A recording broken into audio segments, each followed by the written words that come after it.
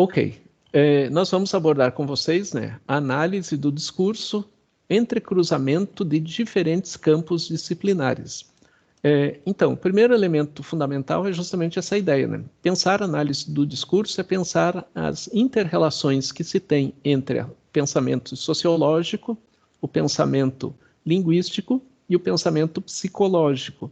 E como que essas três áreas de análise da realidade social vão compondo o elemento sobre o entendimento do ser humano propriamente dito, né, nos seus pensamentos, né?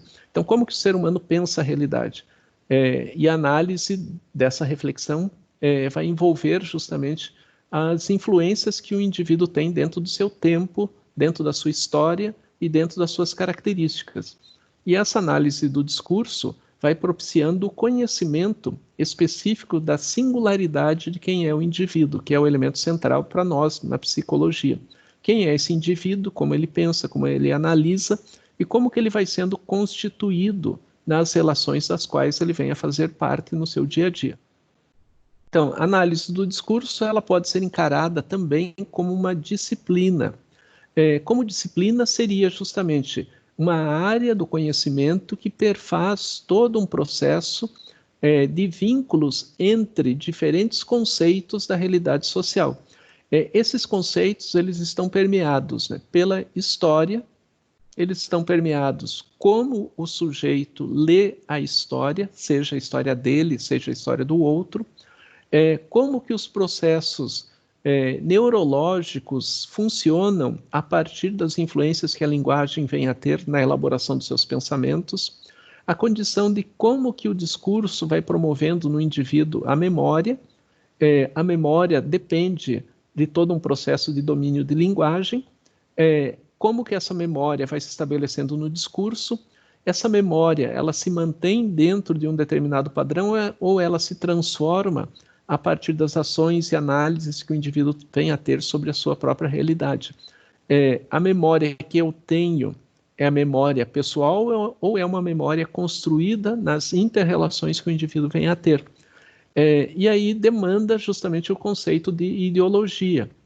Como que a ideologia, que é a produção de conceitos dentro de uma realidade, que podem levar ao falseamento da própria realidade, né? Já que a ideologia se correlaciona com a alienação, né? Como que o discurso pode levar o indivíduo a não compreender a realidade. Então, a princípio, a gente pensa, né, que o discurso ele tem como característica produzir no indivíduo conceitos, ideias, reflexões que permitam a ele tomar posse dessa realidade. E tomando posse dessa realidade, ter consciência sobre aquilo que está à sua volta. Mas muitas vezes a ideologia faz justamente o contrário. Ela leva o indivíduo a perder o domínio sobre o próprio discurso que ele possui, sobre sua própria linguagem, sobre sua própria análise. E a ideologia leva o indivíduo a perder a sua própria condição subjetiva à medida que ele não compreende quem ele é, por que ele é e como ele se caracteriza. O ethos está correlacionado aos aspectos da cultura, do ambiente social onde o indivíduo está participando, envolvendo, se caracterizando como indivíduo propriamente dito. E todo o discurso ele envolve uma produção, e essa produção é a elaboração mental que o indivíduo faz em busca, né, de conhecimentos qualitativos sobre as demandas de realidade. E à medida que ele vai tendo essa demanda de conhecimentos, ele vai ampliando a sua própria qualidade nas inter-relações das quais ele vem a participar. Então, a análise do discurso, como eu comentei com vocês, é um campo da linguística, e como o campo da linguística vem a trazer para a compreensão, né, do ser humano elementos fundamentais correlacionados a como que a comunicação é elaborada, como ela é entendida, como ela se caracteriza, né, com as línguas chamadas, entre aspas, de naturais, e a sua própria construção ideológica de um texto, né? Então, a linguística, o que ela vai estabelecer, né? Quando a gente pensa em comunicação, aquele princípio do Fernando Saussure, emissor e receptor. Então, alguém fala e alguém ouve. E depois, né, essa pessoa, ao ouvir, ela fala e o que disse, né, que era o emissor, se torna o receptor. Porém, nas discussões atuais, né, o Sanders Peirce, né, Charles Sanders Peirce, colabora de modo fundamental. A comunicação ela envolve elementos muito mais intensos do que essa relação entre emissor e receptor. E pegando um pouquinho do que diz Bakhtin, Mikhail Bakhtin, a característica é que dentro dessa construção tem um significado, tem um referente e tem um significante. No mínimo, esses três elementos, né, que fazem parte do triângulo de Ogan, têm por base elementos que permitem a construção de a partir de diferentes perspectivas da análise de realidade. E a partir, né, dessas interposições da linguagem, como que as línguas vão sendo construídas em termos de referências, né, no sentido, né, de usar sons para referir-se a objetos que vão construindo, com o passar do tempo, as línguas, entre aspas, chamadas de naturais. Ou seja, as línguas que vão se estabelecendo a partir de uma produção, interferência, necessidades que o ser humano vem a ter dentro do locus, do espaço, do ethos em que ele está vivendo. E a partir disso, né, quando a linguagem começa a se converter em texto, o texto ele não necessariamente precisa ser escrito, ele pode ser um texto oral. Quando ele vai sendo construído, ele vai trazendo as marcas da cultura onde o indivíduo está inserido. E à medida que a gente escute uma determinada expressão, um determinado modo de falar, a gente já pode identificar a origem do indivíduo. Por exemplo, se nós escutássemos alguém falando numa língua estrangeira para conosco, o nosso conhecimento sobre realidades que estão à nossa volta podem permitir que a gente, mesmo não falando aquela língua estrangeira, já perceba a origem de onde vem o sujeito. Ou seja, ao ele expressar-se de determinadas formas, a gente pode dizer, ele está falando determinada língua e essa língua é de determinado país, de determinado continente.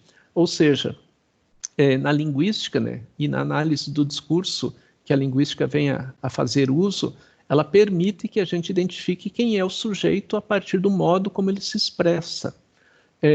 Pegando na nossa realidade brasileira, né, a gente poderia dizer, uma pessoa que vive no interior tem uma característica de linguagem, um agricultor, por exemplo. Uma pessoa que vive na periferia das grandes cidades tem a expressão linguística também com as características que ela vem apresentar pela sua cultura, pelos seus elementos. Quem está dentro de uma universidade tem outra característica na elaboração do discurso. Quando a gente pega os cursos das universidades em particular, então, por exemplo, na análise do discurso, quando a gente pega professores de psicologia falando, alunos de psicologia falando, e vamos comparar com os alunos, por exemplo, do curso de Direito falando, a gente vai encontrar também os professores um discurso diferente. Então, a realidade social vai marcando a forma como os indivíduos expressam seus conceitos, suas ideias, suas marcações, enfim. A gente poderia exemplificar dentro do ambiente sociológico a característica do discurso, por exemplo, nas músicas. Se a gente pega uma música sertaneja, ela tem toda uma construção de discurso bastante específico. Se a gente pega um funk, ele tem outra característica de discurso bastante específico. Se a gente pega a MPB, há outra construção de discurso bastante específico, não só no uso dos instrumentos, mas especialmente no uso da linguagem, do modo como se expressa um conceito de realidade. É bastante comum que todo o processo de análise do discurso seja caracterizado pela sua produção em termos de mídia, e a gente entende mídia aqui é a divulgação, né, de como as ideias são divulgadas dentro de um espaço, tanto que na publicidade se faz uso muito frequente da análise do discurso para a produção de propagandas comerciais que levem os indivíduos a se envolverem com essas perspectivas do que é apresentado. E também na análise do discurso vai buscar compreender como que as ideologias acabam sendo produzidas a partir do próprio discurso, né? Ou seja, como que na apresentação do discurso vai se caracterizando, e muitas vezes, o processo de alienação, né? Então, como que ao repetir determinadas ideias, a frequência da repetição das ideias fazem com que elas possam se tornar verdadeiras, né? Goebbels, que foi um ideólogo da propaganda nazista, ele dizia, né? Repetir 1000 vezes algo que é falso torna aquele falso verdadeiro. De tanto ouvir, a gente passa a acreditar que aquilo é real, é efetivo. Então, muitas vezes, o discurso é usado de forma ideológica para construir um determinado conceito, mesmo que as bases desse conceito sejam falsas na sua dinâmica. Pegar um outro exemplo, né? Tempos atrás se dizia assim, tomar leite e comer manga faz mal à saúde. E isso foi repassado ao longo dos tempos. E as pessoas diziam, não façam isso, né? Não façam uso do leite e o uso da manga que vai produzir males na sua saúde. E quando se vai historicamente buscar a origem do discurso, ele estava associado aos movimentos escravocratas no Brasil, onde os donos de escravos preferiam ou dar leite em determinado momento, né, como alimentação, ou dar as mangas, para evitar desperdícios, né? Então não era bom que o escravo fizesse uso das duas coisas ao mesmo tempo, pois isso gerava gastos. Então, quando na necessidade de alimentação, que era precária, vale salientar, né, a condição era de separar uma coisa da outra e com isso foi se construindo um conceito, né? Não faça uso dos dois, pois você corre riscos de ter prejuízos na sua saúde, né?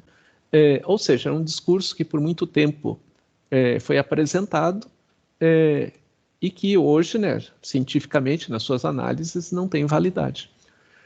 Também, né, é importante correlacionar que, quando se vai para uma análise de discurso, algumas fundamentações teóricas vão aprofundando e trazendo elementos para a caracterização dessa construção. E os autores, né, que vão elaborar a análise do discurso, eles vão buscar na filosofia, especialmente numa base inicialmente materialista, mas que depois foi também para uma base idealista.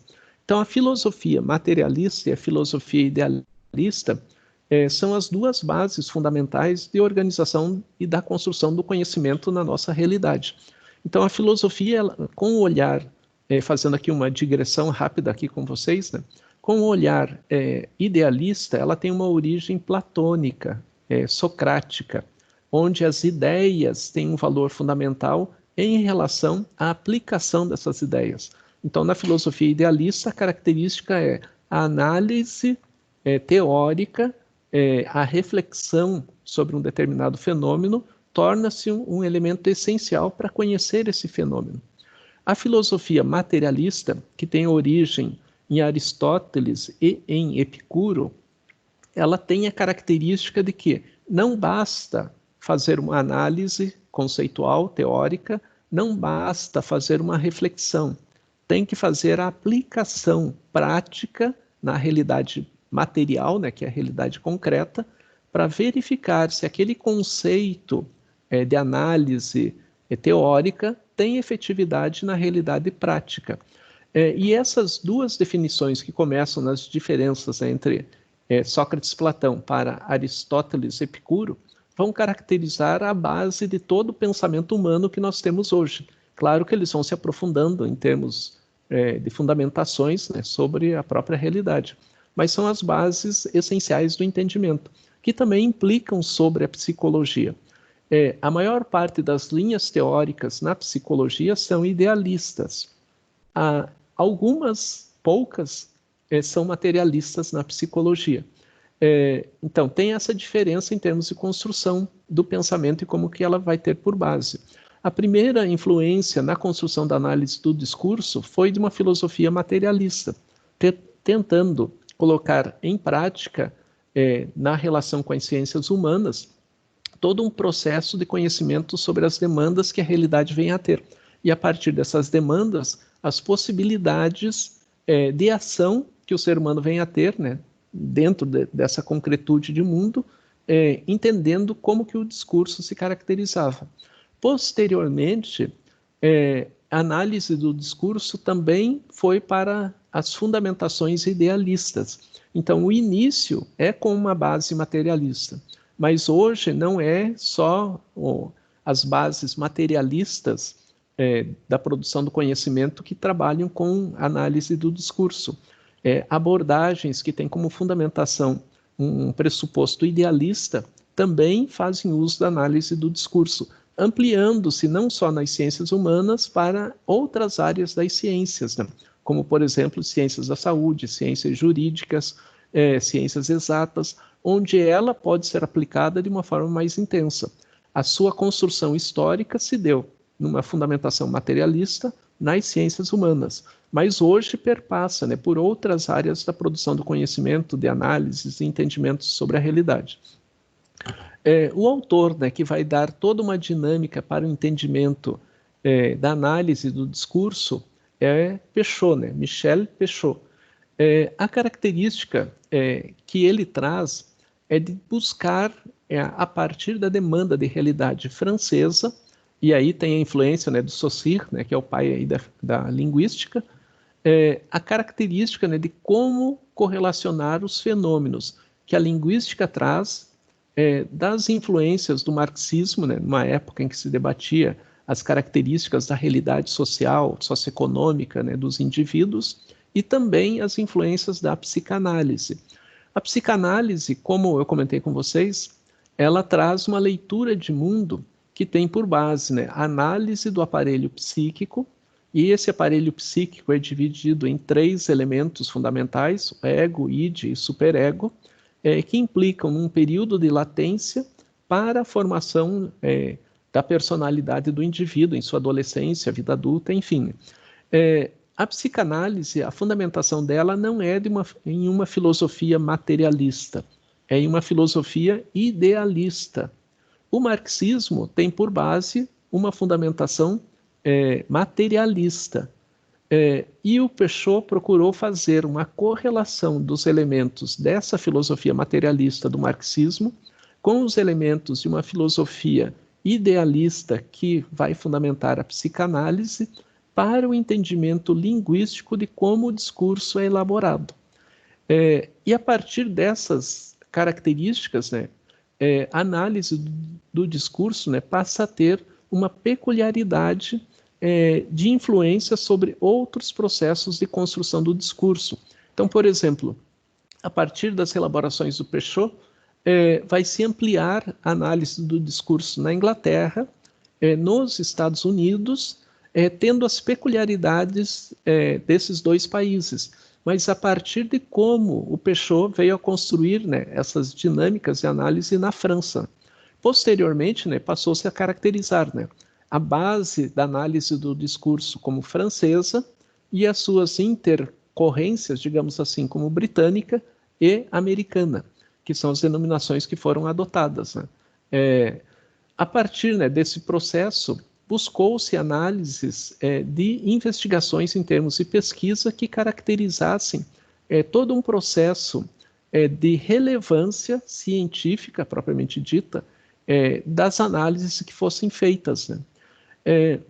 A característica é que, a partir dos trabalhos do Peixot, há uma ampliação de análises dentro do entendimento do que é o discurso e como ele se estabelece dentro das diferentes realidades, e esse processo de debates, né, que começou efetivamente no final dos anos 60, ele vai se interpor com os movimentos sociais que ocorreram nesse período. Então, por exemplo, nos anos 60, tem um movimento pelos direitos civis nos Estados Unidos, né, Martin Luther King, Malcolm X, tem os movimentos, né, por liberdade das mulheres, né, que é a origem do movimento feminista, onde as mulheres queimam seus sutiãs, né, representando a ideia de uma nova realidade social sendo construída. Os movimentos, né, de pessoas com deficiência, né, que começou principalmente com os que apresentavam deficiências físicas, buscando um papel dentro da sociedade, um reconhecimento dentro da sociedade. E esses movimentos, né, que ocorrem nos anos 60, ali, no fechamento dos anos 60, atrelados à Guerra do Vietnã, que também ocorre nesse período, o movimento hippie, né, o movimento Paz e Amor, esses processos, né, vão construindo as análises de discurso, onde se busca entender, né, quem são esses indivíduos em cada um dos segmentos, né? Então, o indivíduo que está voltado aos direitos civis, né? Como que ele se caracteriza dentro da realidade do seu país, das dinâmicas legais, né, que o país vem a construir em termos de leis que permitem, não permitem determinados comportamentos. Então, esses elementos, né, que caracterizam cada segmento histórico, que demandam análises a partir da realidade que os indivíduos vêm a trazer das suas leituras de mundo, é que fazem com que a análise do discurso acabe se despontando. Então, ela emerge, primeiro, né, por uma discussão de fundamentação conceitual e, posteriormente, na sua aplicação em relação à realidade, buscando entender as diferenças sobre o entendimento do ser humano e como o ser humano faz a leitura de cada peculiaridade da sua realidade. No Brasil, a autora que se destacou em termos de trazer, né, para o nosso debate, né, para a nossa intersecção, digamos assim, em relação ao conhecimento da análise do discurso, né, foi a Eni Orlandi. Então, a Eni Orlandi, ela se caracteriza, né, como uma formação dentro das áreas de linguística, e as análises que ela começa a fazer, né, vão implementando de modo intenso análise que outras áreas do conhecimento passam a fazer. Uma das primeiras áreas a aderir às discussões linguísticas da Eni Orlandi foi a psicologia. Então, a psicologia faz uma série de produções de trabalhos, né, que buscam entender como que o discurso é elaborado e, dentro desse discurso, o entendimento da subjetividade. Então, embora a Eni Orlandi tenha feito todo um trabalho significativo, né, com as discussões na linguística, a repercussão maior se dá dentro da psicologia. E dentro da psicologia, as linhas teóricas, né, que fazem uso da análise do discurso passam a ter também as suas peculiaridades em termos de organização desses discursos, né? Pegando, por exemplo, na psicologia sócio-histórica, se usa a terminologia núcleos de significação, que é uma análise de discurso que tem peculiaridades da psicologia sócio-histórica. Na psicanálise, vai-se fazer o uso da característica da análise do discurso, valorizando os processos que envolvem os significantes, né? Elementos que são significantes na construção do discurso. E assim, as dinâmicas da psicologia vão buscando, nas suas peculiaridades, entender como que esse discurso impacta sobre o indivíduo e como que o indivíduo produz o seu discurso que representa o seu entendimento de realidade. Então, a partir dos anos 70, pouco a pouco, a análise do discurso foi entrando na seara de debates acadêmicos brasileiros, e, posteriormente, a psicologia começa a ter a análise do discurso como um elemento central nos seus processos. Vale salientar, não é só a psicologia que faz uso. A sociologia faz uso da análise do discurso, a própria linguística faz uso da análise do discurso, mas quem se destaca nesse uso é a psicologia. E, principalmente, nos anos 80, que a análise do discurso se torna um elemento central para entender todo o processo de investigação sobre o indivíduo. Esse processo de análise do discurso, das pesquisas, também passou a ser um elemento do trabalho, no caso do psicólogo, das intervenções clínicas.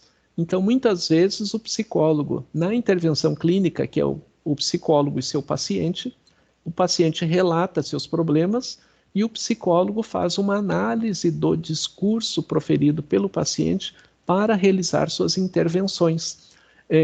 Então, a análise do discurso ela vai se caracterizar não somente como um elemento da pesquisa, mas um elemento do trabalho cotidiano que o psicólogo, por exemplo, o psicólogo clínico, vem a fazer.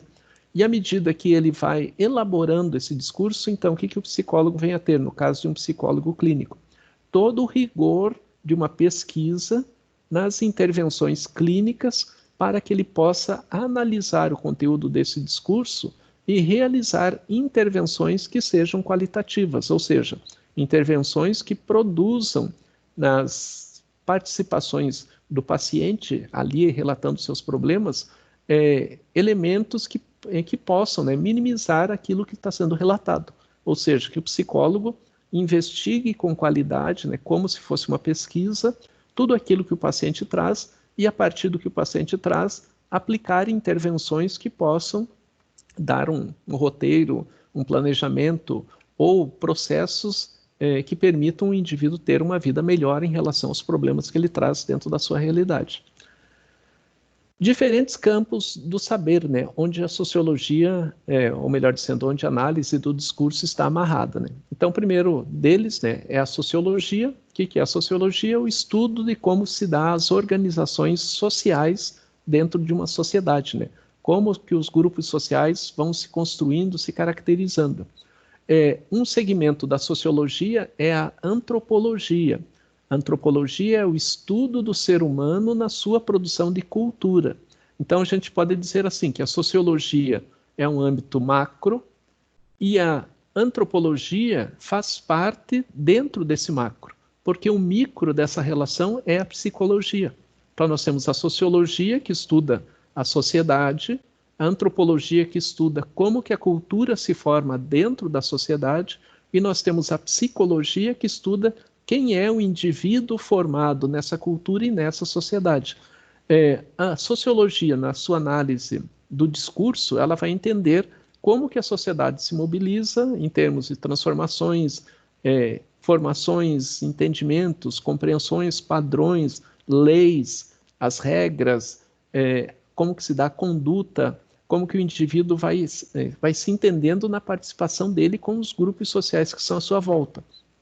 A antropologia vai vai buscar entender como que esse indivíduo que faz parte daquela cultura transita pelas diferentes culturas que estão à sua volta.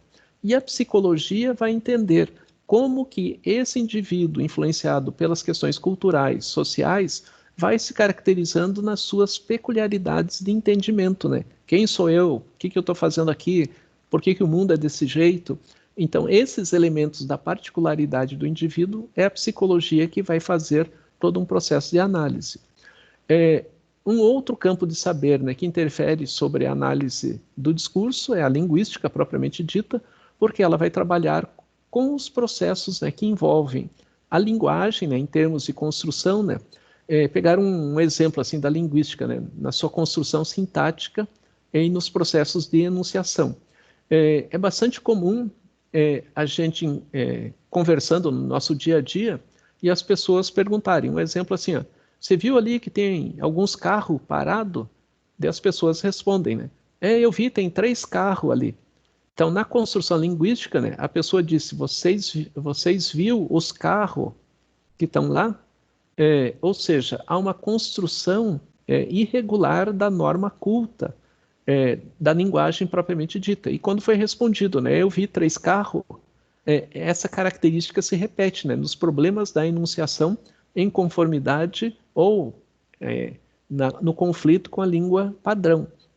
Na construção da linguagem escrita, essas frases seriam escritas de modos distintos. A gente diria, na construção de um texto ali, por exemplo, né, de um diálogo, a gente diria, né, vocês viram os 3 carros lá? Vocês viram os carros lá fora? E a outra responderia, sim, eu vi, são 3 carros. Mas quando a gente observa na nossa fala do dia a dia, é bastante comum a gente não usar o plural, seja no verbo, seja na referência, né, do substantivo que a gente está caracterizando. Esse processo, né, ele vai tendo todo um padrão cultural de organização de uma linguagem. Então, por exemplo, eu poderia observar na construção do discurso do indivíduo como ele faz uso das regras que formam a linguagem. E ao perceber, né, como que ele faz uso, identificar qual segmento, né, da população, qual grupo social esse indivíduo vem a pertencer. Não num sentido de criar classes, separações entre os indivíduos, mas entender como que o discurso se torna rico. Pelas suas peculiaridades. Por exemplo, só para caracterizar, né, nesse processo da língua portuguesa, a língua portuguesa tem por base, na sua origem, o castelhano. O castelhano, por sua vez, deu base, tem influência do latim. Então, o latim derivou o castelhano. O castelhano derivou-se em dois tipos de línguas, principalmente, né? Tem os detalhes, né, entre essas línguas, né? É o galês, né, por exemplo, da Galícia, né, como que o pessoal fala uma mistura de português com espanhol, mas de modo geral, né, tem o espanhol da Catalunha, né, e suas transformações conceituais também, do país basco, que fica na Espanha, também tem suas peculiaridades, mas de modo geral, né, o castelhano derivou-se em duas línguas principais, o português e o espanhol. E o português, por sua vez, né, implicou em dificuldades de expressões do espanhol que vai gerar a construção da linguagem na nossa língua portuguesa. Então, por exemplo, igreja em espanhol é iglesia. Porém, a dificuldade de falar na construção do português a palavra iglesia converteu-se em erros de expressões que foram gerando a palavra igreja. É quase a relação entre alguém que fala balde e a outra que fala barde. A transformação linguística, né? Hoje em dia a gente tende a dizer assim, a pessoa fala barde, ela não sabe falar português. Ela erra na fala do português ou usa-se outros termos pejorativos e inadequados em relação ao modo como o indivíduo está falando. Porém, a própria construção da língua portuguesa é uma transformação de dificuldades da fala do castelhano espanhol que vem na sua elaboração. Um outro exemplo, em espanhol, playa, a dificuldade de falar o L no playa se tornou em português praia. Ou seja, a dificuldade que alguém tem de falar balde e fala barde é a mesma característica histórica de um grupo de indivíduos na formação social e cultural de falar playa e que se tornou praia. Então, a característica da linguística é entender o enunciado, como ele é construído, e não desvalorizar o processo que a linguagem vem a ter. Bakhtin trabalha muito uma análise da linguística que se aplica à psicologia do seguinte modo. Ele diz assim, a principal função da linguagem é a comunicação. Quando a comunicação se estabelece, independe da característica de como a linguagem é enunciada, pois o elemento central é o entendimento. A função fundamental da linguagem é a comunicação e, com isso, seu entendimento. E se os indivíduos, fazendo uso da linguagem, se entendem, ela cumpriu a sua tarefa essencial, que é a compreensão. Mas muitas vezes, né, ideologicamente, a gente passa a desvalorizar a construção de uma ideia, de um conceito, pelo modo que o indivíduo tem na sua enunciação, né, o modo que ele fala, o modo dele falar. E o elemento central é valorizar o grau de compreensão e que a linguagem é algo em movimento, né? Ou seja, ela se transforma e o seu uso, né, vai tendo características as mais distintas possíveis, né? Um outro exemplo na língua portuguesa é digamos assim, a aderência que nós temos a conceitos, né, do inglês, né? Então a gente usa muitas expressões em inglês, está se falando em lookout, PowerPoint, a gente passa a caracterizar, né, expressões conceituais da língua inglesa para a nossa língua, de modo que se valorize o quê? O entendimento, né? E não necessariamente, né, uma proteção à linguagem, né? Não vamos falar palavras de outras línguas, pois isso desmerece a língua portuguesa. É ao contrário, né? A própria língua portuguesa, como qualquer outra língua, tem como influência o mundo como um todo. E o elemento central, né, que a linguagem deve ter como valoração é o entendimento e a compreensão. E a teoria do discurso, ela vem... E veja assim, a teoria do discurso vem lá de Aristóteles, né? Então, não é algo recente, né? A teoria do discurso é como que os indivíduos elaboram conceitos e como que esses conceitos trazem compreensões de significados, que são as bases semânticas, e como que esses processos se caracterizam historicamente, né? Como que a linguagem vai se transformando ao longo do tempo e como que essa elaboração vai trazendo significados para a nossa realidade presente, permitindo que a gente entenda de um modo qualitativo, né, o que está à nossa volta, o que é fundamental, o que é essencial, que permita toda uma dinâmica de interposições a partir da realidade que a gente vive com o processo histórico de como o discurso foi proferido, foi elaborado e de onde ele vem. Então, todo discurso traz conceitos marcados por quem é o indivíduo. Então, o modo como eu falo marca a minha história. O modo como vocês falam marca a história de vocês. E esse processo, né, vai determinando os graus que a gente tem de compreensão sobre a realidade e a própria transformação que esses conceitos vêm a ter no seu dia a dia. Então, a gente pode dizer assim, que dentro do processo de construção da realidade dos indivíduos, há toda uma dinâmica que se interpõe, que se caracteriza, que se caracteriza,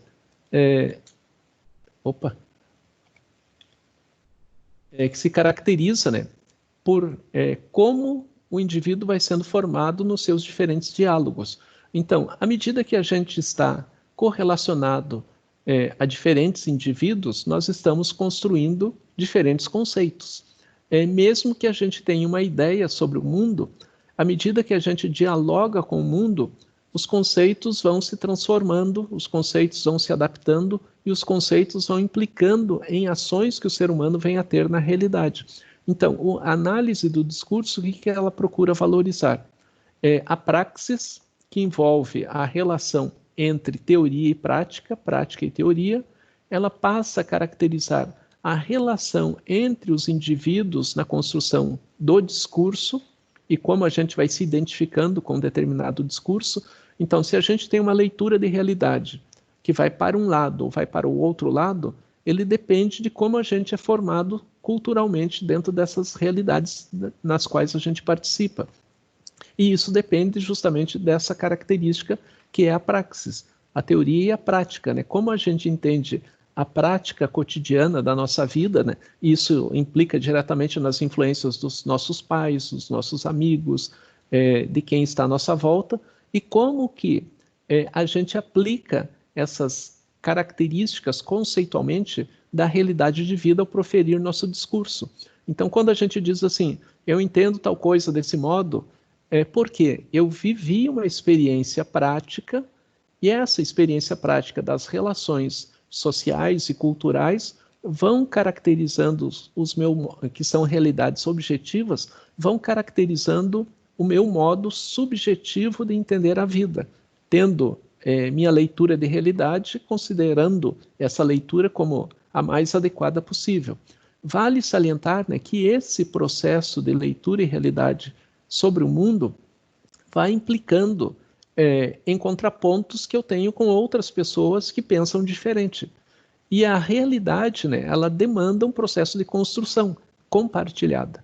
Então, como compartilhar ideias diferentes dentro de uma sociedade que implique no avanço, né, no progresso dessa sociedade. E para isso, né, o discurso ele tem que ser um discurso que não negue a contradição, mas que busque sínteses que permitam avançar. E a finalidade da análise do discurso é formar naqueles indivíduos que fazem parte de um processo de análise um equilíbrio entre as relações que possibilitem o domínio do conhecimento, o domínio da realidade e a prática, né, não só de repetição daquilo que os outros fazem, mas uma prática correlacionada à minha compreensão de mundo e à qualidade que eu tenho desse mundo. Então, na análise do discurso, né, se vai buscar elementos que possam caracterizar de modo adequado cada aspecto que fundamentem toda uma estrutura de formação desse indivíduo no nosso âmbito psicológico. Por isso que as pesquisas elas têm por base o elemento qualitativo, né? Entender a história do indivíduo, quem é o indivíduo, como que o conhecimento se faz. E à medida que esse conhecimento é estruturado, como que ele implica em mudanças qualitativas, né, essencialmente, na produção desse indivíduo, na compreensão desse indivíduo e nas ações que esse indivíduo vem a ter. E a partir, né, digamos assim, das referências que dão base para a análise do discurso, a gente tem que ter, né, na nossa concepção psicológica, a percepção, né, de que toda análise do discurso ela vai depender de dois elementos essenciais dentro da psicologia: a linguística e a sociologia. A linguística, né, no entendimento, né, do enunciado, no entendimento da característica da linguagem adotada pelo indivíduo, as especificidades que a linguagem vem a ter, e na sociologia, onde a gente vai identificar, né, qual é o ambiente social, cultural em que o indivíduo está relacionado, levando-se em conta que a característica que deve demarcar sociologicamente, linguisticamente, é a qualidade da produção do discurso do indivíduo, não no sentido se a pessoa fala bem ou fala mal, mas no sentido de como ele elabora suas ideias e apresenta o seu grau de compreensão sobre a realidade que ele vive. O elemento fundamental é a compreensão que o indivíduo vem a ter dos significados que estão à sua volta. Um outro elemento importante como referência da análise do discurso é a fundamentação epistemológica que um discurso vem a ter. Então, epistemologia é a ciência que vai trabalhar o estudo que implica na origem do conhecimento. Então, toda a base epistemológica implica de onde vem um fundamento, um conceito, uma ideia. Então, quando a gente diz assim, eu gosto de tal linha da psicologia, independente da linha, é importante que eu compreenda as bases epistemológicas, que é a história de como aquele conhecimento psicológico foi elaborado, para que eu entenda os caminhos que ele veio, os caminhos que esse conhecimento veio a percorrer historicamente, para que eu entenda se o meu modo e o meu olhar sobre a sociedade, a minha cultura, se correlacionam com essas bases epistêmicas. E aí eu vou entendendo uma base de pluralidade que a fundamentação epistemológica me permite dentro da psicologia. Pluralidade, o que é? Ampliação de debates, análises sobre elementos específicos que a realidade vem a ter. Ou seja, eu vou aprendendo que o conhecimento não se faz apenas a partir de um elemento, mas a partir de diversos elementos. E esses diversos elementos têm suas especificidades. A epistemologia vai me ajudar a compreender a especificidade de cada um dos fenômenos que a gente vem a estudar dentro da psicologia, correlacionando com o nosso olhar de fundamentação teórico. E é fundamental, né, à medida que a gente vai buscando, né, a nossa identidade com determinadas linhas teóricas, que a gente, se fizer uso da análise do discurso, né, sempre compreenda que essas bases de compreensão sobre o comportamento humano devem ter como elemento central a compreensão de como a subjetividade do indivíduo vai sendo formado com base na objetividade da realidade. Então, se nós somos do jeito que somos, é porque tem um mundo concreto, objetivo, que vem a caracterizar o que nos tornamos, né? Nossa subjetividade, nosso olhar sobre a realidade, nosso olhar sobre o mundo. Outro elemento que também é referência na construção da análise do discurso está correlacionado ao lugar de enfrentamento que o discurso venha a se apresentar. Então, por exemplo, o discurso que eu estou tendo, falando sobre a análise do discurso aqui com vocês, tem um lugar. E esse lugar de enfrentamento, o que é? Como que o discurso é exposto, como ele é compreendido, como ele é significado. E essa relação de enfrentamento, o que ele implica? Que o discurso ele não é linear. Quando se faz um discurso, não significa que ele vai ser compreendido e dominado pelo outro que vai replicar esse discurso. Ao contrário, a característica do discurso é gerar enfrentamento, é gerar discordância, gerar embates. E à medida que esse processo da produção do discurso vem ocorrer, ele vai implicar na necessidade de posicionamento. Então, o elemento central do discurso é, quando o indivíduo elabora uma ideia, um conceito, e faz essa elaboração através do discurso, ele está se posicionando em relação à sociedade. E esse posicionamento, independentemente do tema, é um posicionamento político. Ou, dito de outra forma, o político é um posicionamento de cidadania. Ou seja, é como o indivíduo entende a realidade, como ele faz suas ações dentro do mundo e como ele demarca no seu discurso quem ele é. E nós, como não somos sujeitos iguais, né, somos sujeitos iguais no sentido de sermos humanos, mas por sermos humanos, somos seres diferentes. Por quê? Porque caracterizamos em cada um de nós uma determinada cultura. E essa cultura está marcada no nosso discurso. Então, quando cada um de nós elabora o nosso discurso, a nossa fala, sobre qualquer entendimento da realidade, nós estamos caracterizando um processo de leitura sobre o mundo. E esse processo de leitura sobre o mundo pode ser diferente do outro. O outro pode concordar, pode discordar, mas mesmo que concorde, não significa plenamente concordando. Mesmo que discorde, não significa discordando totalmente. O discurso ele tem por base o enfrentamento, pois é o enfrentamento que caracteriza a própria existência do discurso. Ou seja, quanto mais o discurso implique nas correlações, né, de compreensão, não compreensão, entendimento, não entendimento, partilha, não partilha, é que faz com que o discurso se torne significativo. O discurso deixa de ser um discurso linear para ser um discurso dinâmico.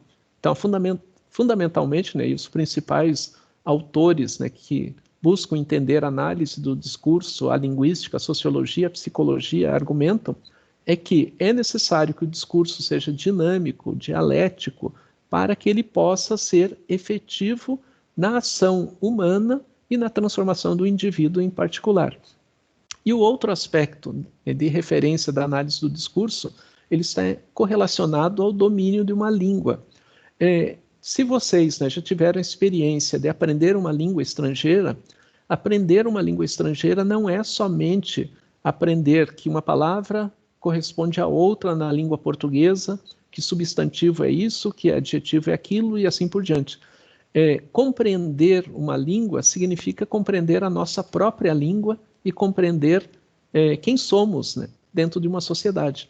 Então, por exemplo, a pessoa ela pode, na língua portuguesa, quando tem suas aulas lá de discurso direto, discurso indireto, adjetivo, advérbio, substantivo, regras que envolvem plural, conjugação de verbos, a gente tem dificuldades e muitas pessoas relatam dizendo: poxa vida, a disciplina mais difícil é português na escola, porque tem que aprender muitas regras gramaticais.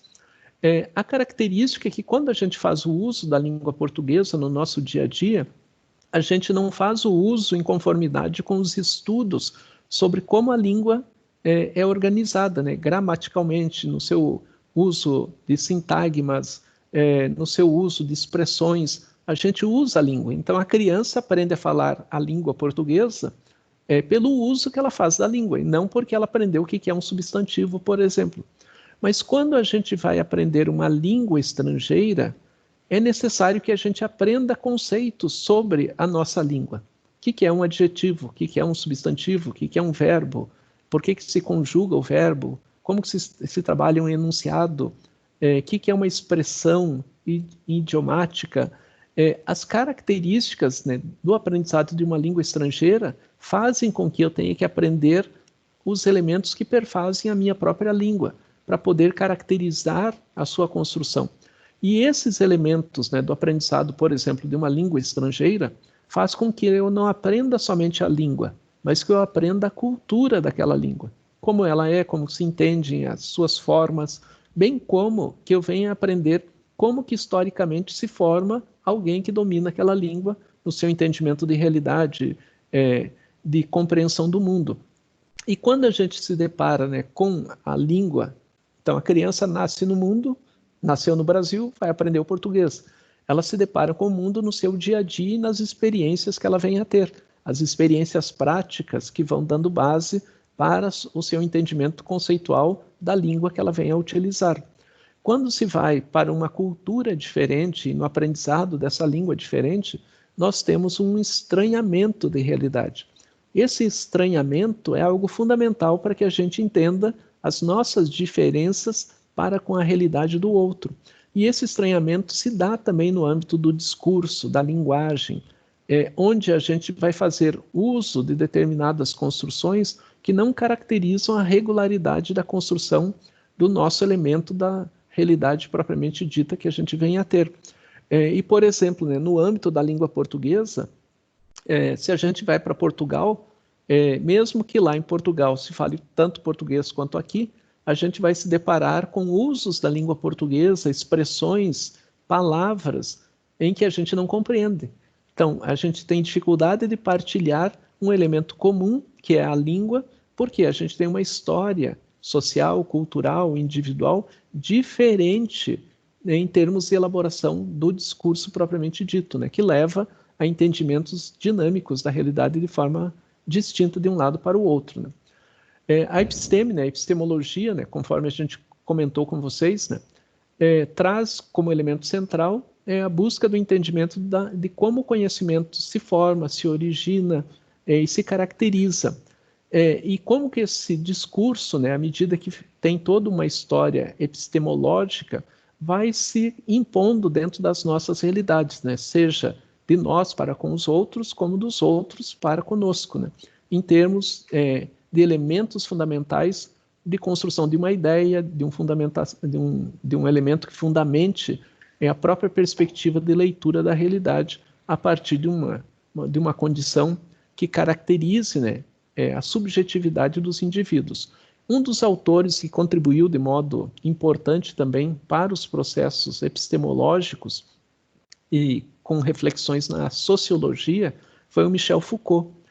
Tanto que na psicologia nós temos algumas linhas teóricas que têm por base o pensamento Foucaultiano, que vem a caracterizar, né, quem é o indivíduo, sua epistemologia, seu conhecimento.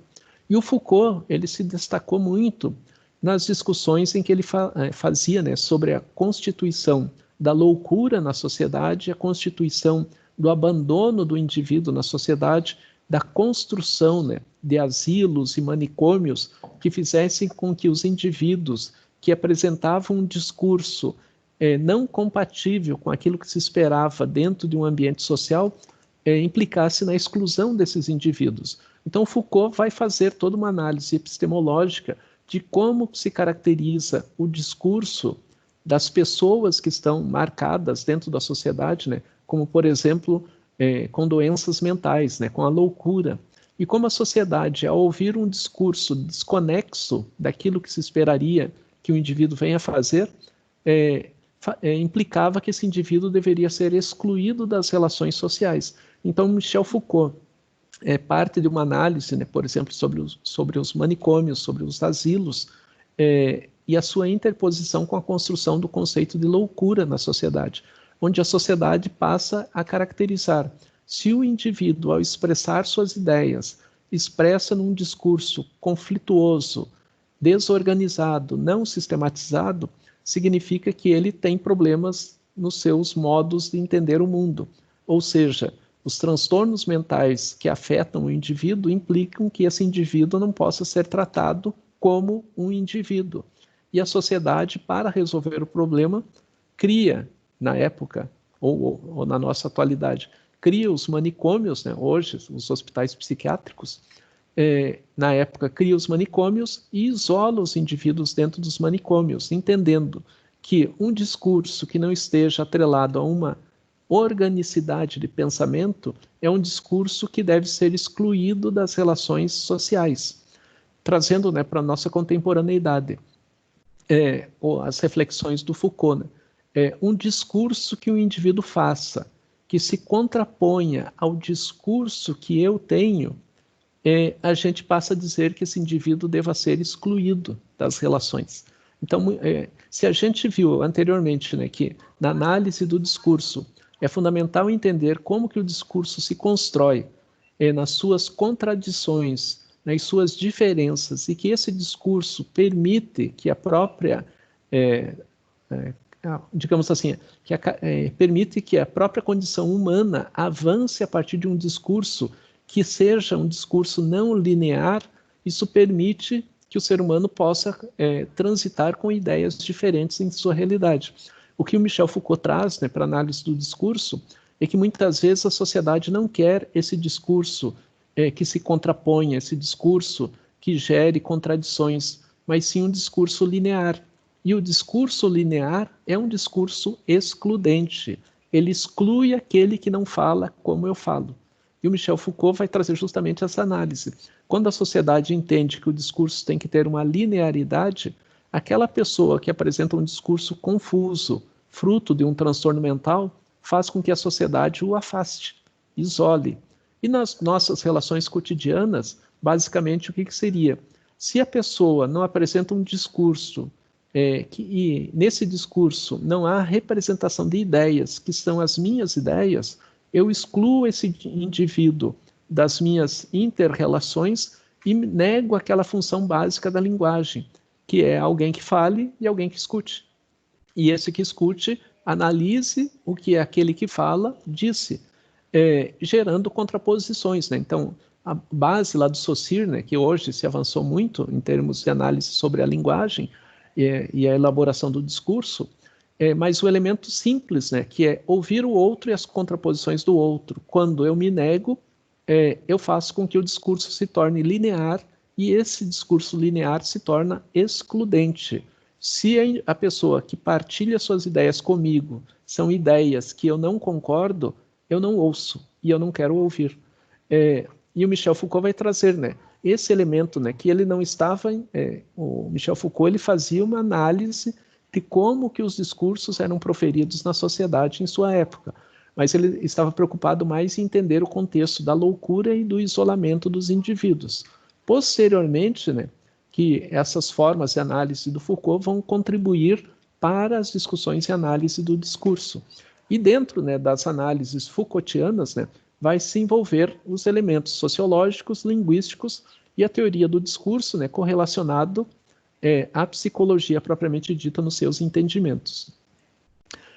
Como métodos de investigação, né, para a linguística, busca-se uma interposição de modo constante nessa análise do discurso entre a psicologia e a linguística, que deu origem ao conceito, né, ou a área de conhecimento chamada de psicolinguística. E a psicolinguística, né, ela vai trabalhar todos os aspectos de como que a linguagem é construída nas relações entre seres humanos, né, nas relações compartilhadas entre os indivíduos, destacando, né, seus processos, tanto da oralidade, da escrita, do desenho, da gestualidade, da dança, a característica de como que a linguagem, na sua amplitude, demanda para os indivíduos compreensões, e estas compreensões tendo por base os domínios que os indivíduos venham a ter em termos de expressões, do conteúdo, do conceito, do significado das palavras, das orações, dos textos, fazendo com que, no ambiente da decodificação das informações, a gente compreenda quem é o outro. Então, o elemento central da psicolinguística é trabalhar com elementos em que a linguagem permita um bom domínio por parte do indivíduo das suas características subjetivas. Vale salientar, né, que a linguagem é o elemento central do trabalho de qualquer psicólogo. Então, independente da linha teórica e da área onde o psicólogo atue, dominar conceitos da linguagem permite que a gente faça não só abstrações, mas que traga a concretude da compreensão do que é a abstração promovida pelo outro, elaborada pelo outro em termos do seu entendimento. Então, a função fundamental, né, de compreensão faz com que a gente entenda como que os outros pensem. Então, nós, como psicólogos, não temos como olhar para a pessoa e imaginar o que ela pensa, suas ideias, seu mundo, sua realidade. Só tem um jeito. É a partir da expressão, da linguagem que o indivíduo vem a ter, né? Do seu modo de expressar os seus pensamentos através da linguagem, independentemente da linguagem, né? Então, a linguagem pode ser a oral, né, a mais comum, pode ser escrita, pode ser uma linguagem de sinais, mas linguagens que expressem os pensamentos dos indivíduos. E a partir desse elemento, de uma análise de discurso, das ideias, através da expressão que o indivíduo faz dessas ideias, oralmente, gestualmente, escrita, é que a gente pode compreender quem é o indivíduo. Salientando que a linguagem escrita ela tem uma formalidade diferente da linguagem de sinais, da linguagem gestual e da linguagem oral. Como métodos de investigação, né? Então, por exemplo, existe uma característica das análises linguísticas chamada, né, de geolinguística, que tem como característica, né, compreender todo um contexto geográfico onde a linguagem é proferida, é elaborada e é entendida. E na geolinguística, né, o que se procura destacar é que dentro de cada espaço social, né? Então, geografia, né, seria o estudo da Terra, mas a característica da geolinguística significa cada espaço é um espaço de cultura, é um espaço geográfico de cultura. Então, em cada realidade, na minha casa, a linguagem é produzida de um jeito. Na casa do meu vizinho, da minha vizinha, a linguagem é produzida de outra maneira. A linguagem produzida dentro do meu espaço, do bairro onde eu vivo, é produzida de um modo na minha cidade, no meu estado, no meu país, no meu continente. Ou seja, a geolinguística, ela procura entender como que as línguas são elaboradas nos seus significados, nos seus entendimentos e sua implicação dentro do modo que vai elaborando a própria dinâmica de identidade dos indivíduos, né? Quem sou eu? Da onde eu vim? O que eu faço? E esses processos geolinguísticos, né, vão fazendo com que haja um domínio, né, por parte do psicólogo que faz um trabalho, uma atividade, uma intervenção, um trabalho clínico com análise do discurso, compreenda as origens de cada indivíduo, ou seja, da onde você vem, como que tua linguagem é produzida e como que suas ideias são elaboradas. Então, a linguagem, de acordo com as influências culturais, né, onde a gente está correlacionado, vai implicar na leitura que a gente faz da realidade, a leitura de mundo. A sociolinguística, ela vai se destacar buscando entender, né, as dinâmicas de formação de uma determinada população. Então, dentro de uma sociedade, né, a gente se envolve, né, dentro de um determinado contexto, dentro de padrões, né, em que a linguagem é adotada, normas culturais, normas jurídicas, que vão implicando, né, de como a sociedade funciona e como ela se caracteriza. E a sociolinguística, né, ela vai justamente fazer essas interposições da sociedade, o uso de uma língua e a característica de uma população, trazendo também a antropologia nessa análise, né, a antropolinguística, das perspectivas culturais que se interpõem em relação a cada um dos indivíduos. Então, no exemplo aqui, né, a gente tem 3 características de povos, né? Indígenas, afrodescendentes e os caucasianos. A característica, né, dos 3 povos dentro de uma cultura, que é a cultura brasileira, mas trazendo demandas das culturas da origem que cada um vem a ter. Então, por exemplo, os indígenas fazem parte dos povos brasileiros, mas quando a gente pensa nas normas culturais, as normas culturais da população indígena diferem das normas culturais da população brasileira como um todo. Por exemplo, afrodescendentes que vivem num quilombo. As peculiaridades de um quilombo são diferentes das peculiaridades que envolvem a sociedade como um todo, no seu modo de entender o mundo, das regras, funcionamento dos ambientes. Os caucasianos, né, os que têm origens polonesas, alemãs, por exemplo, eles têm suas características dentro das suas demarcações culturais, ou seja, como eles entendem o mundo, a sua realidade, suas crenças, enfim. Só que o grupo caucasiano, ele é melhor acolhido dentro da realidade brasileira em termos de partilhar suas ideias e normas culturais. Os grupos quilombolas, por exemplo, e indígenas, se eles não estão dentro da cultura normativa geral, eles acabam vivendo em ambientes não só onde as regras sociais e jurídicas são diferentes, mas que a dificuldade da inclusão se perfaz pela origem que eles venham a ter.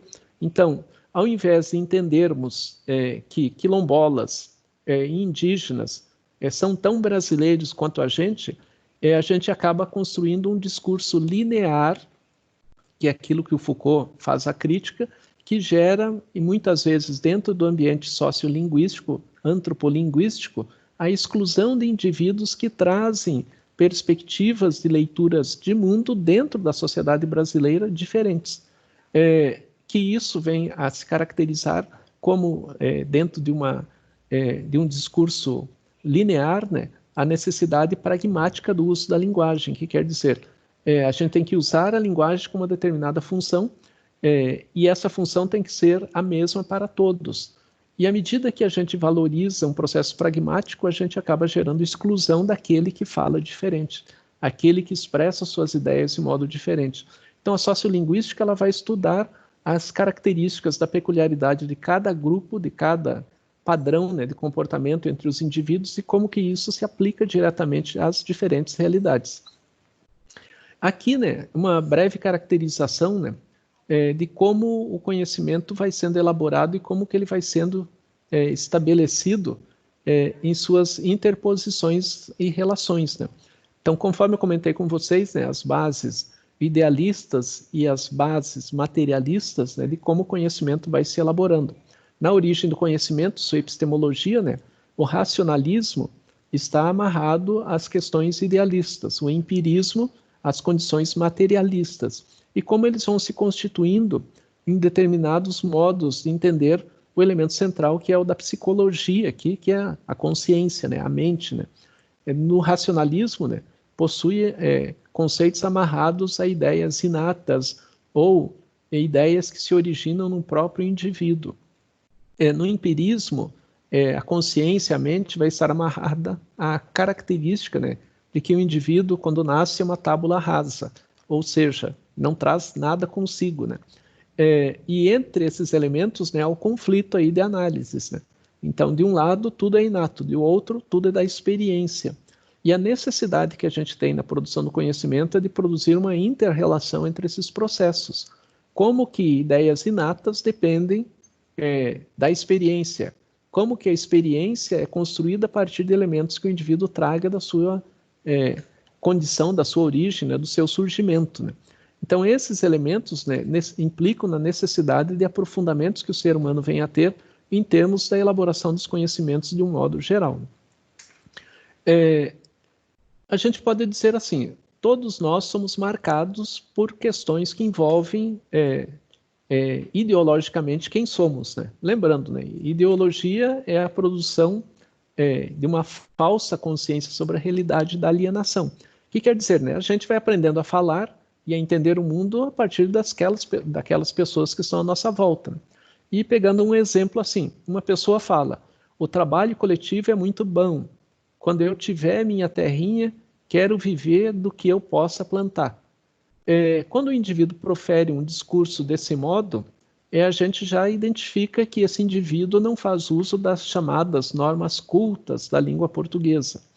E quando a gente cria esse padrão, né, de análise, a gente já identifica quem é o sujeito, né? Por exemplo, é um sujeito que faz parte do campo, é um agricultor, ou pode ser um líder de movimento social. A característica, né, que nós vamos identificar está relacionada aos seguintes aspectos, né? Quando o indivíduo fala, o trabalho coletivo é muito bom, minha terrinha, plantar, a gente diz, é alguém do campo.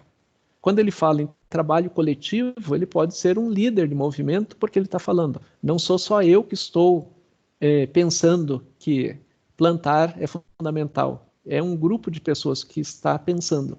E quando a pessoa usa as expressões bom, viver, plantar, eu digo, só pode ser uma pessoa do campo que não sabe falar o português correto. Tanto que no Brasil, né, gerou um certo debate tempos atrás, né, 2, 3 anos atrás, sobre os quadrinhos do Maurício de Souza, em que apresentava o Chico Bento falando de modo incorreto os padrões da língua portuguesa. E se dizia assim, como se vai usar um gibi numa aula de português com uma pessoa falando português de modo errado, que isso era contraproducente, que o Chico Bento deveria falar português corretamente, né? Ou seja, o Maurício de Souza teria que alterar o seu personagem para padronizar a língua culta nas expressões do Chico Bento. Quando o Maurício de Souza faz uma descrição de como a realidade é, de como as pessoas falam. E a característica da linguagem, que se remete ali ao Bakhtin, que o elemento central é a compreensão. Se a linguagem implica em compreensão, ela cumpre o seu papel essencial, que é dos indivíduos transitarem com a linguagem. Então, quando a mãe do Chico Bento fala com ele, Chico Bento entende o que sua mãe está falando. E entendendo, ele passa a caracterizar as ações que a mãe está orientando. Se é necessário cortar o cabelo, nesse exemplo aí, ou não, né? E a linguagem ela não deve ser excluída por ela ser diferente do padrão culto, porque o padrão culto, como eu exemplifiquei anteriormente, da língua portuguesa está correlacionado às transformações históricas que ela veio a ter e as transformações que continuam, né? Recentemente a gente teve a reforma ortográfica da língua portuguesa, ou seja, a língua não é algo imóvel, parado no tempo. A língua é um movimento constante e a gente tem que levar em conta esse processo para não gerar, na análise do discurso, quando proferido, a exclusão do indivíduo que faz sua apresentação, sua ideia ou a sua manifestação, né, de algum conceito, né? Ao contrário, a gente deve entender fundamentalmente o que o indivíduo expressa a partir do discurso que ele apresenta. Então aqui, para vocês, né, uma pequena poesia, canção, né, elaborada por dois poetas, né, que vão transitar ali sobre o que é a característica de um determinado segmento da realidade brasileira, né, o Juraci Camargo e o Réquio Tavares, né. O poema se chama, né, Leilão, e ele se caracteriza do seguinte modo, né? De manhã cedo, num lugar todo enfeitado, nós ficava amontoado para esperar os comprador, depois passava pela frente do palanque, afincado ao pé do tanque que chamava bebedor. E nesse dia, minha véia foi comprada numa leva separada, de um senhor mocinho, ainda minha véia era afro dos cativeiro, foi até mãe do terreiro da família dos Cambinda. No mesmo dia em que levaram minha preta, me botaram nas grieta, que é para mó de eu não fugir, e desde então o preto veio aperreou, ficou velho, como tô, mas como é grande esse Brasil. E quando veio de Isabé, as alforria percorrei, mais 15 dias, mas a vista me fartou. Só peço agora que me leve se a Isabé, quero ver se está no céu minha véia, meu amor. Então, a característica, né, de quando a gente ouve esse poema, né, esse poema-canção, é de que elementos da língua portuguesa estão sendo utilizados de forma inadequada, incorretos. Porém, eles fazem parte do discurso que os indivíduos venham a ter em termos de identidade dentro das suas realidades.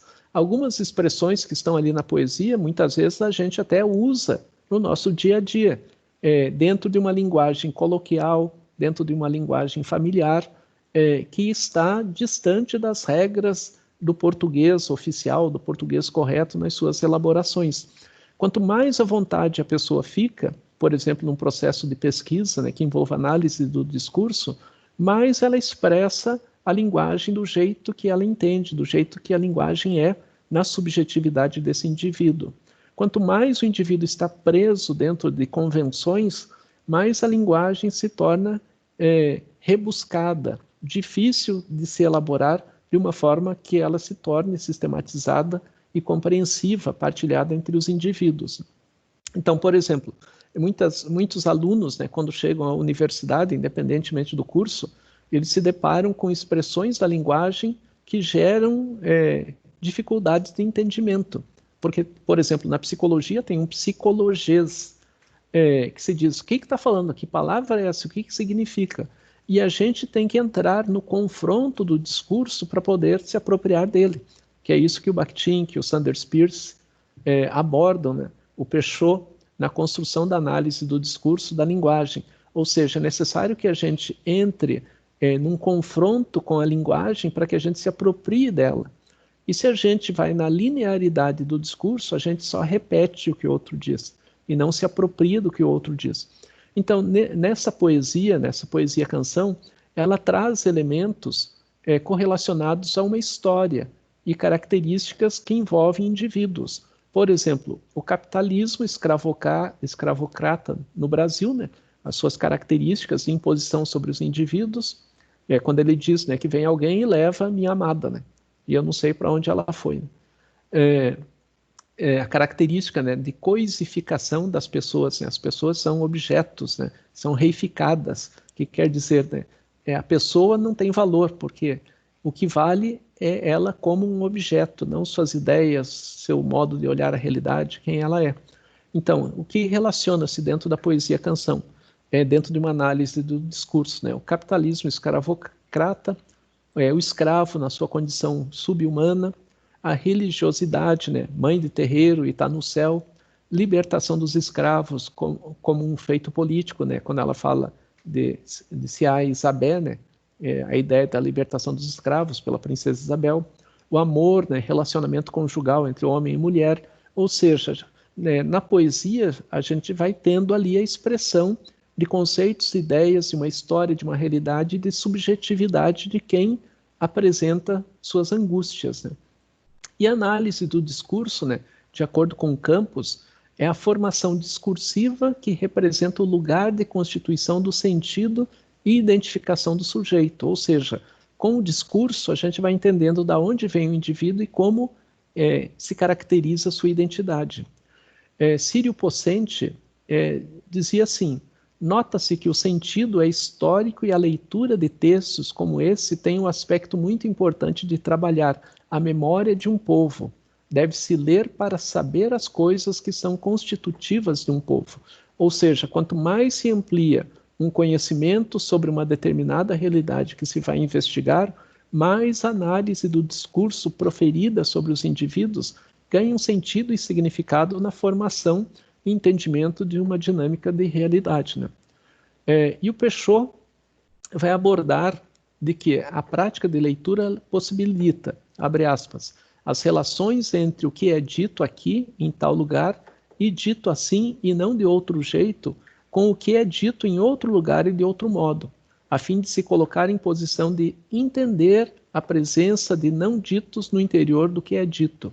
Fecha aspas. Então, Peixot, ele vai justamente dizer que no discurso o confronto é algo fundamental entre o que é dito e o que não é dito, o que está nas entrelinhas e o que pode ser especificado dessas entrelinhas, para que o processo de entendimento se faça entre o dito e o não dito, pois assim vai se construindo efetivamente toda uma característica de elaboração do que o outro pensa e como esse pensamento se elabora no discurso que é realizado, proferido, né?